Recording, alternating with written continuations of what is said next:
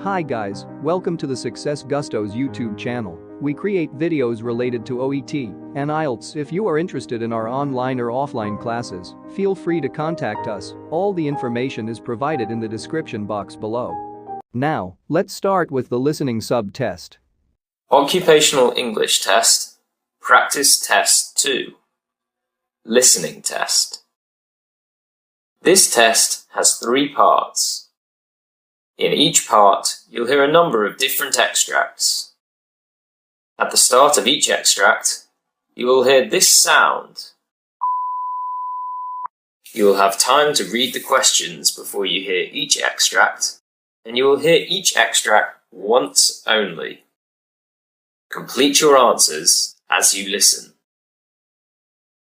At the end of the test, you will have 2 minutes to check your answers. Part A. In this part of the test, you'll hear 2 different extracts. In each extract, a health professional is talking to a patient. For questions 1 to 24, complete the notes with the information you hear. Now, look at the notes for extract 1.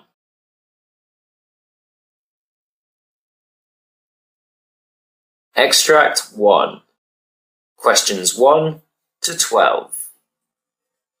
You hear a cardiologist talking to a patient called Jessica Saunders. For questions 1 to 12, complete the notes with a word or short phrase. You now have 30 seconds to look at the notes.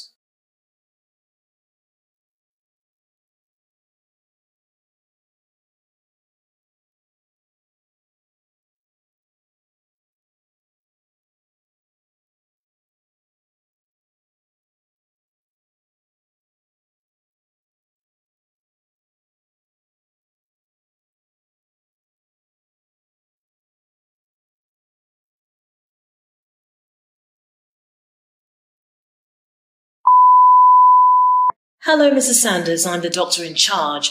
I just wanted to let you know what's happened and answer any questions you may have. What is cyanosis? Is it an infection?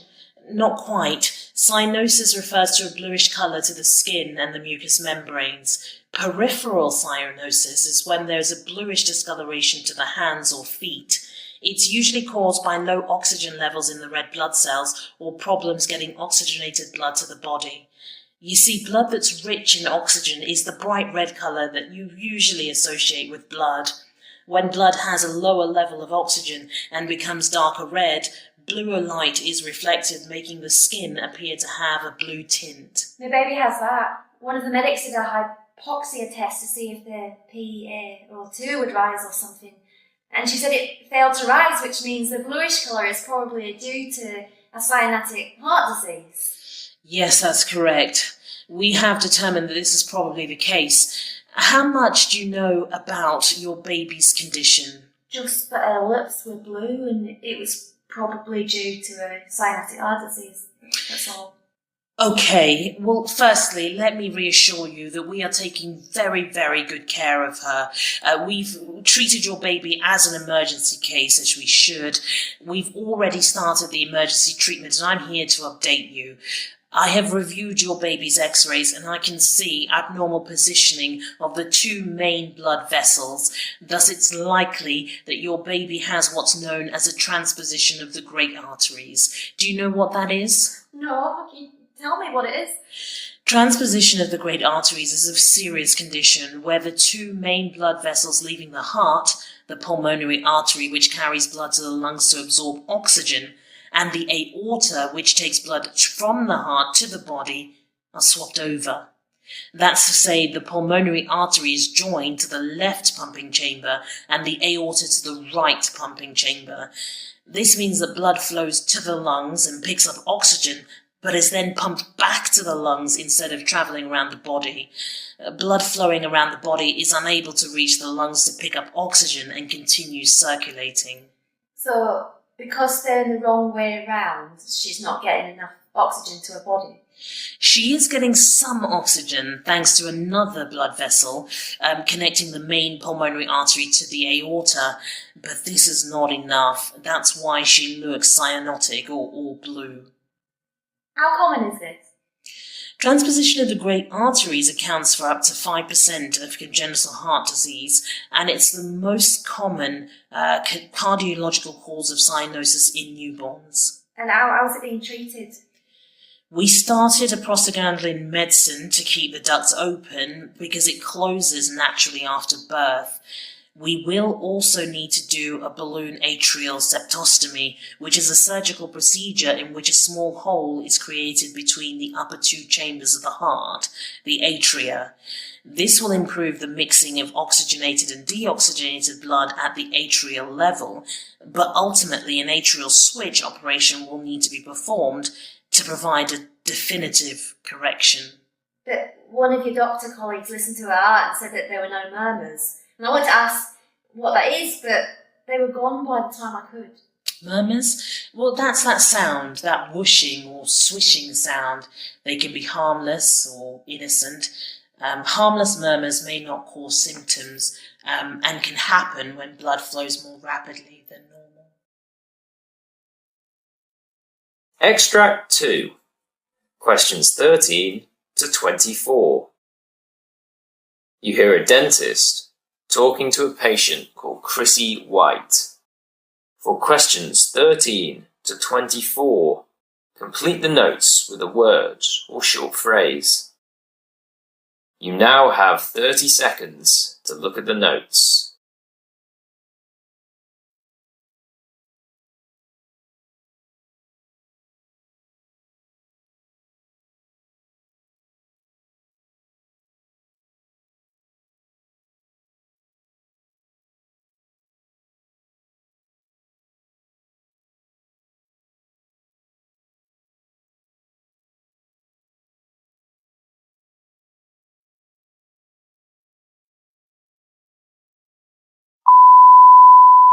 What brings you here today, Chrissy? Extreme pain. It's not that bad, is it?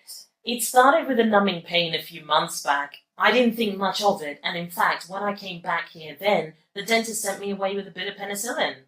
Yes, I did see that x-ray from the visit. It's a shame that antibiotics didn't do the trick. No, and now the pain's flaring up again. What causes it? Anything and everything, it seems. It's mainly when I drink something hot, but it also happens if I eat something cold, like ice cream. I see. What type of pain is it? Like a sharp pain all over my teeth. Oh dear. With it being a wisdom tooth, it seems that we may have to look at taking it out. Take it out? I'd rather have a filling if possible, and not one of those metal ones. Silver amalgam? Yeah, not one of those. The ones that look tooth-like. Ordinarily, it is possible to have composite resin filling. How does that work? Well, I will need to use a local anesthetic to numb the area around your tooth. Then I'd use one of those air abrasion instruments over there to remove the decay. After that, the area needs to be cleaned of any bacteria and debris so that I can see if the decay has reached the root. We've got to protect the nerve, you see. But when there's enough of a space, I can then add the filling. A little bit of a finish and polish, and we're done. That doesn't sound too bad at all. It's not. I really am very good at the procedure. It's one of the first dental procedures that I learned. But in all honesty, Chrissy, it'd only be a matter of time before you're back here again and in even more pain. So then, what do you suggest? I'm afraid I will still think extraction is the best option. An extraction? Oh, now I'm starting to feel woozy. Oh, don't worry. It's not as major as it sounds. Just like the filling, it's all under the local anesthetic. Will it hurt? You'd feel a little pinch when the needle goes into your gum and before the anesthetic kicks in, but that's about it. I'd make sure to numb the tissues surrounding your molar too. I'll even make sure to do some tests around your gums to make sure it's working before we start anything. Thanks. And then? Well, then I have to expand your tooth socket. I'll rock it back and forth so that the bone around it compresses and the socket widens. All of this makes it easier to extract. Would it pop out easily then? Relatively so, with a little help from the pliers.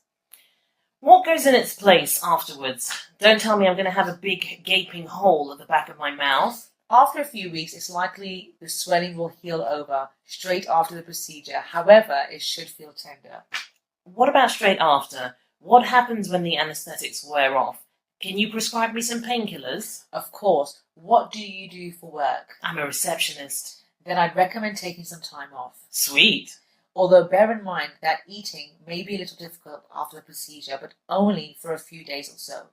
While you're waiting for the tooth to heal, we've compiled a list of food suggestions for you. Anything that's not absolutely rancid. There's pudding, gelato, mashed potatoes, scrambled eggs. Not bad. Bit of sorbet or yogurt too. This may not be so bad after all.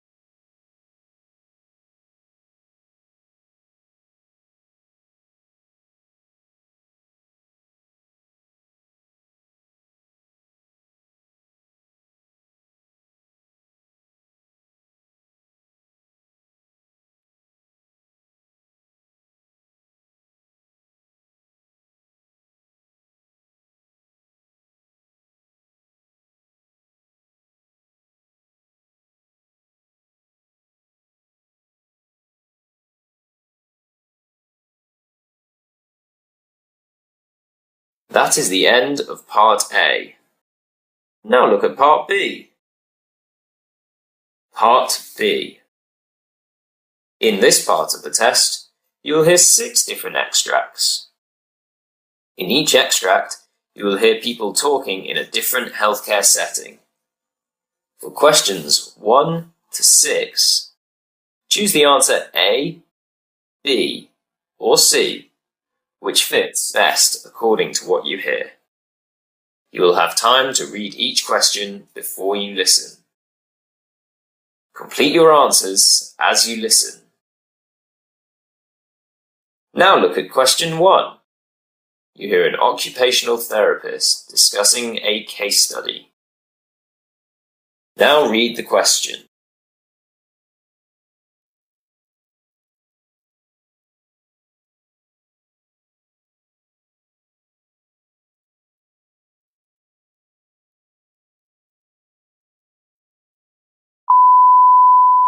I was recently asked to do a case study to assess the living needs of a patient that was recently released from hospital care. The patient is a 36-year-old woman with limited mobility. She had recently been involved in a car accident and suffered severe damage to her spine, which resulted in paralysis from the neck down. Whilst this may be temporary, plans have been put in place to provide long-term solutions for her day-to-day living needs. The care that she had received post-surgery was exemplary, and the patient is now ready to go home. Her mother, in her early 60s, had renovated a downstairs room in her home in order to accommodate her daughter, and a full-time carer has been appointed. The equipment and staff management required to provide the patient with the utmost care has been put in place. I will follow up with a visit to the patient in 2 weeks' time, where she will have had further follow-up appointments with medical professionals.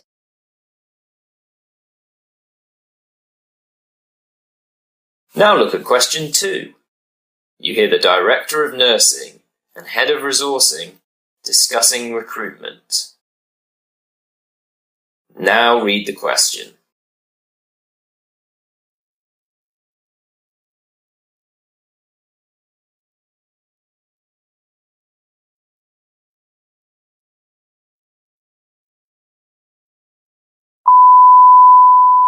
How many nurses are we expecting to join the trust over the next few weeks? 15, and they've all completed their in-country training. I prepared an induction session on the 8th and more training on the week commencing the 12th. Good. Are they all adult nurses? The majority of them are, yes. We've also got one midwife in the group. That's good. Maternity is really short-staffed. Do you think we'll be able to accommodate them on the hospital grounds? Last I checked, everywhere was full. I'll request an increase in the budget from HR and see if we can find them some private accommodation, so long as it's all within 20 minutes commute. It'll be Christmas soon and we need to make sure that we're, covered. I agree, and thank you very much. Do you think you'll need me for the rest of today, or shall I crack on with the project? Yes. Thank you, Emma. You can go.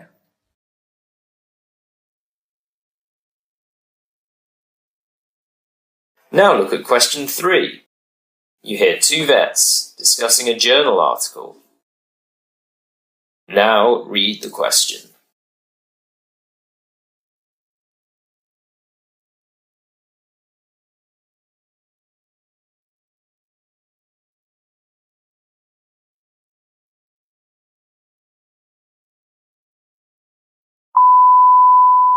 Hey, have you seen this article? What is it? It's about gene therapy in dogs. Just have a look. It says, for decades, gene therapy has been envisaged as a way to cure disease by introducing new genetic material into people's DNA. Can you believe they're doing that? I don't know. I'm not sure about gene therapy and stuff. It seems. Yeah, I mean, it's brand new tech. It is actually showing some success. Treatments are moving closer to approval in the States, for example. Some of these therapies were first tested in research dogs that have immune systems that are similar to us. So they're using medical advancement for dogs, is what you're saying? Yeah, pretty much. It's crazy. But, we're looking for better care for our, furry family members, essentially, and these therapies will soon be on the market. Wow. Now look at question 4. You hear an optometrist with a new machine. Now read the question.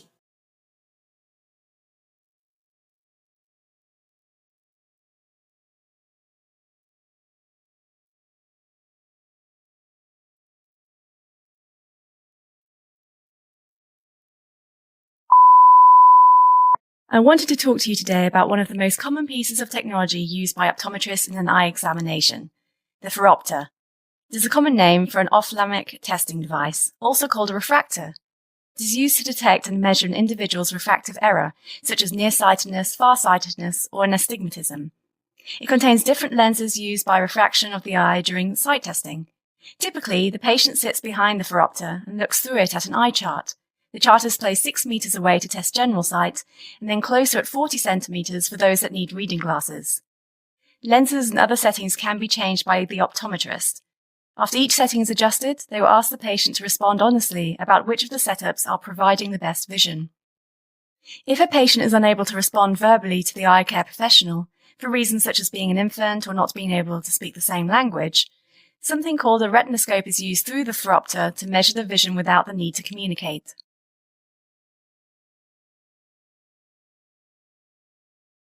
Now look at question 5. You hear a podiatrist research. Now read the question.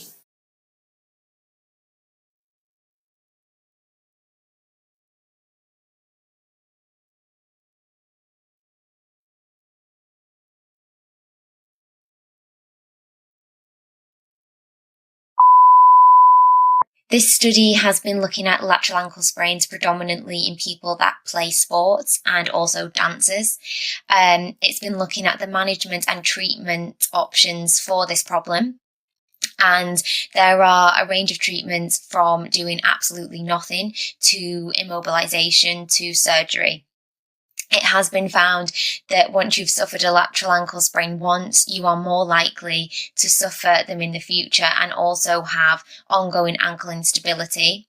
This isn't really dealt with very well or very much at the moment. So this study aims to provide a grounding to improve that in the future, whether that be treatments for the initial lateral ankle sprain or management to prevent future lateral ankle sprains and recurrent ankle instability.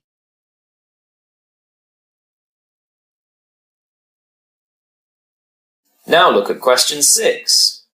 You hear members of a hospital committee discussing issues on the ward. Now read the question.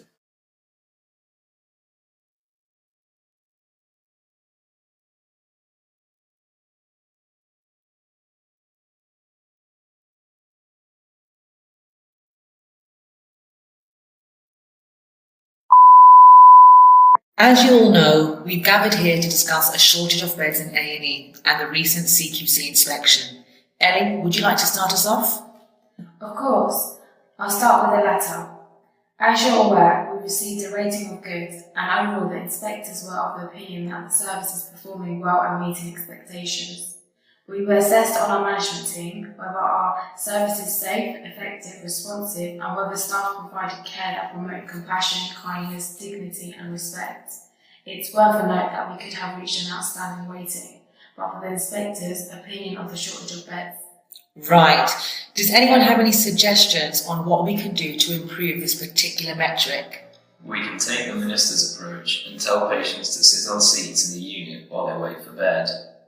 Okay. Any other suggestions?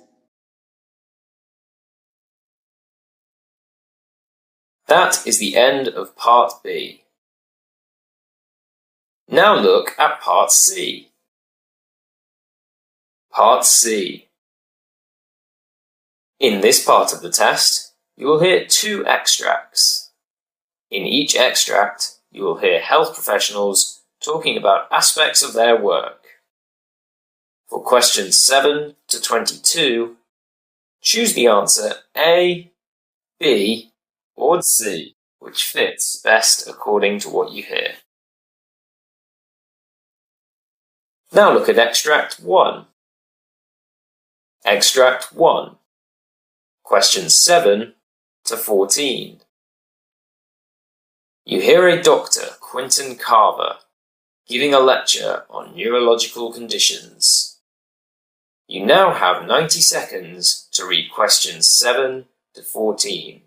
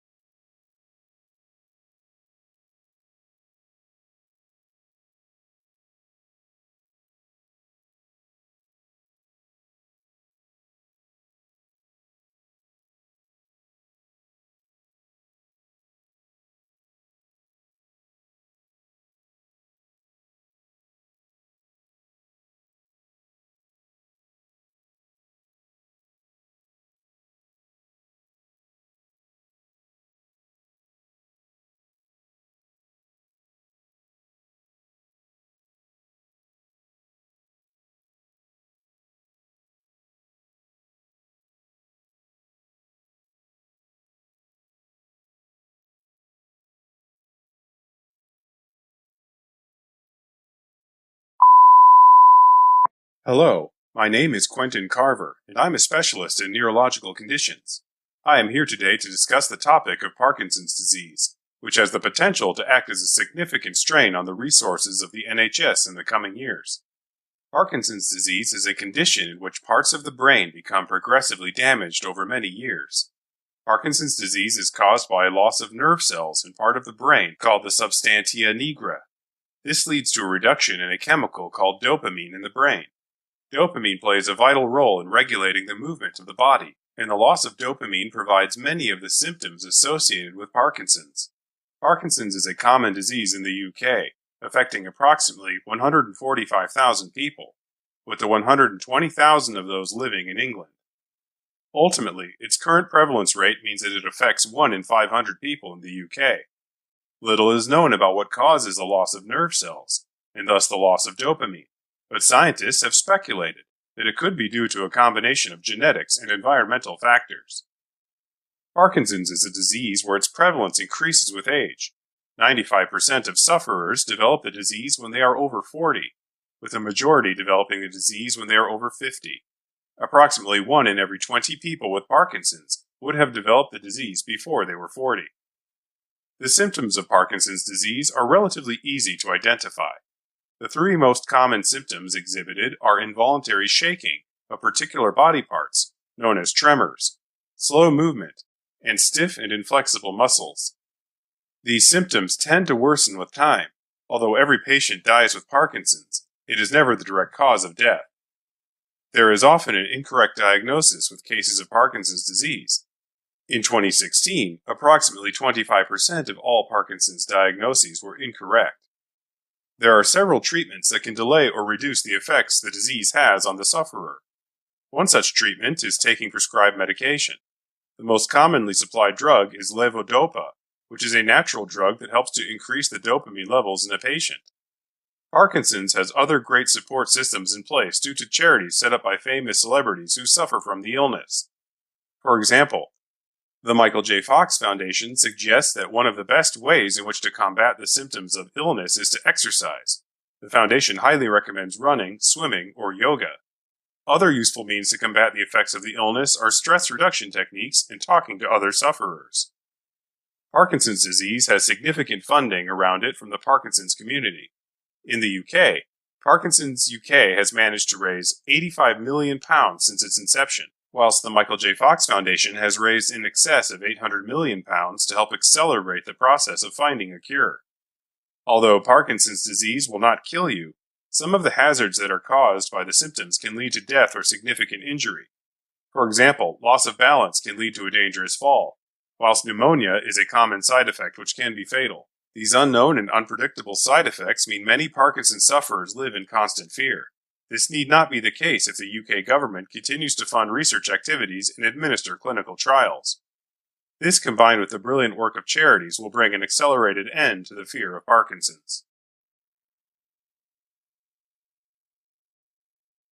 Now look at Extract 2.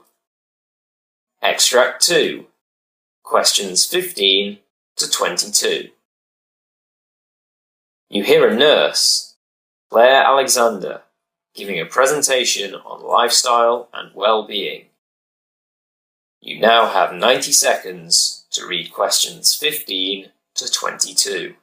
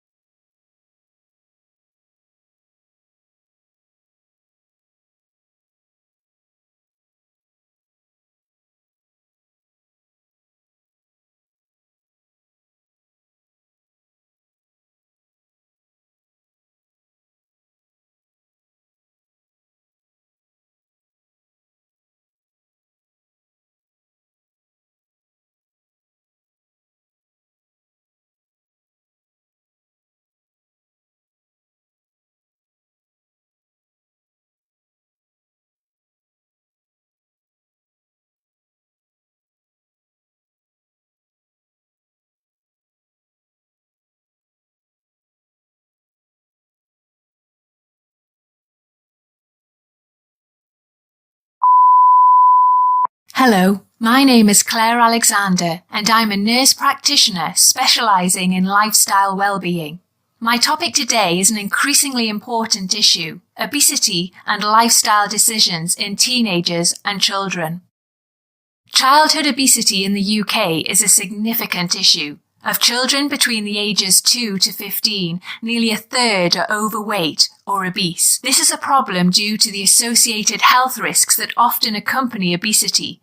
Furthermore, obesity is an expensive health-related issue, costing the UK government a total of £5.1 billion, and thus child obesity is a significant health and economic issue.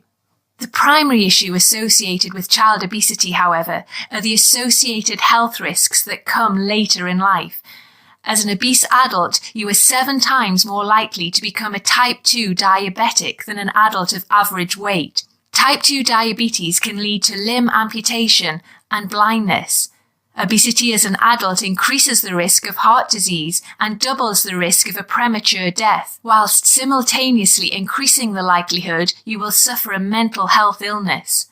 The problem begins in childhood and throughout primary school, where the number of severely obese children leaving school was 60% higher than those beginning school. In 2017, over 22,000 children were classified as severely obese, a BMI in the 99.6th percentile.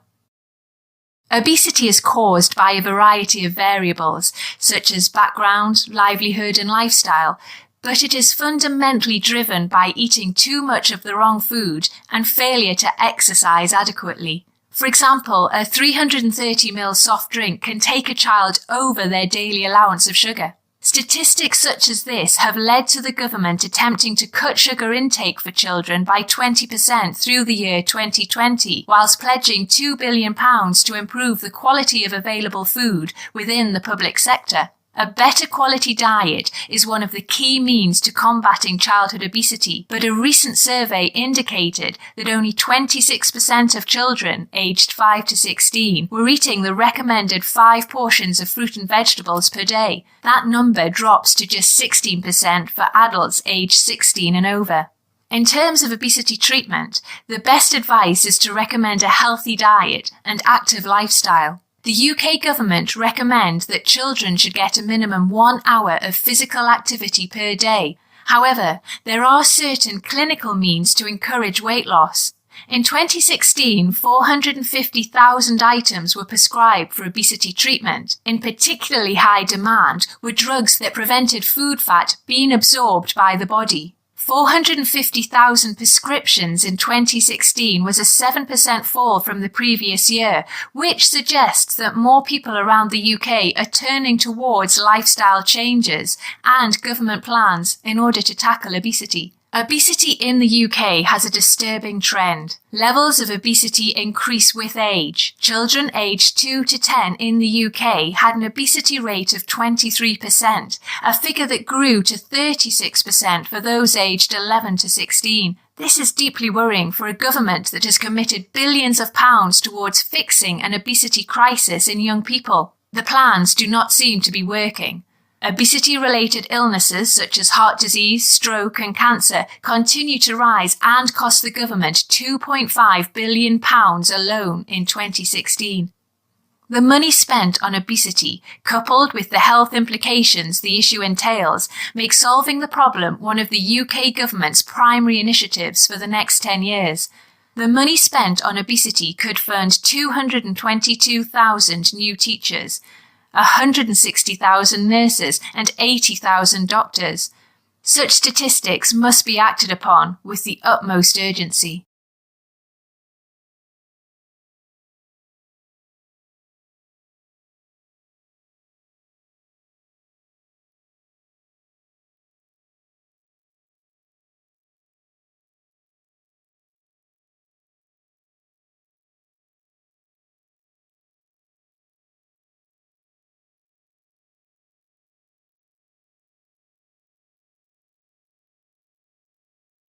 That is the end of the listening test.